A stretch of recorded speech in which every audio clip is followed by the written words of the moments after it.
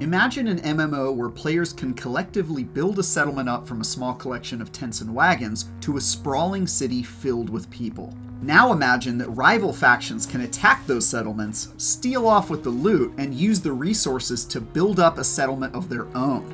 That's the ambition of the upcoming MMO Ashes of Creation, and recently I helped some of my fellow players turn a patch of land into a large town, and it was absolutely bonkers. I also found that Ashes of Creation's ambitions for an online connected game world that's affected by the choices of its players extends well beyond what we were able to do in a single weekend of playtime. On the surface, Ashes of Creation feels quite similar as MMOs go. I spent most of my time picking off enemies, exploring new areas, completing quests, crafting items, and leveling up. But what separates it from the other online worlds is in how the players literally shape the world from the ground up.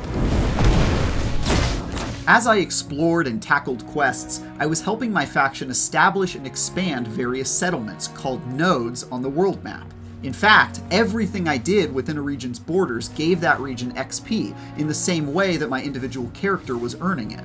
The more that I and the other players accomplished, the bigger our settlements grew, and with growth came new vendors, better defenses, and access to better equipment and services. I could even make investments in these settlements, like by buying property, for example.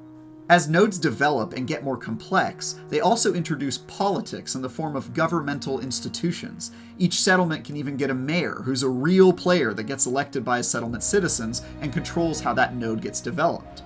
And, depending on which faction or culture is most heavily involved in a settlement's growth, the architecture, aesthetic, and access to certain resources and training is influenced by those variables. For example, because the settlement I spent most of my time in was built by lots of dwarves, the buildings were shorter and ornamental, whereas if humans had built them, then they would have been taller and more familiar to real-life medieval structures.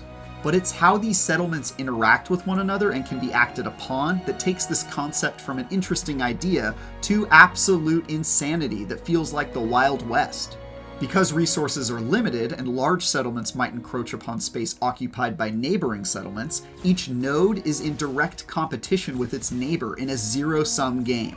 For your settlement to succeed and continue to grow, other settlements will need to be brought to heel or burned to the ground in a siege. In addition to being a game about slaying monsters and leveling up, Ashes of Creation is an ongoing power struggle, where forces are competing with one another on a macro level with incredibly high stakes.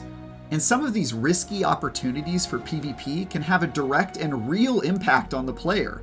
After all, if I bought land in a settlement that was later sieged and destroyed, then my investment turns into a smoldering pile of rubble. And any resources kept in a settlement need to be physically moved to another location via a caravan if you want to relocate it. And with that undertaking comes the unenviable position of having to worry about your caravan being pilfered in transit by unscrupulous players. That's something I never had to worry about in other games.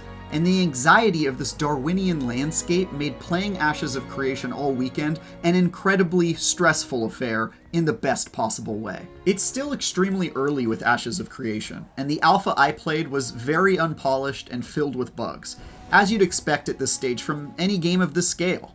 But its premise is fascinating, exciting, and frankly a little bit scary. I'm looking forward to seeing how it all comes together. For more on your favorite MMORPGs, keep it tuned right here to IGN.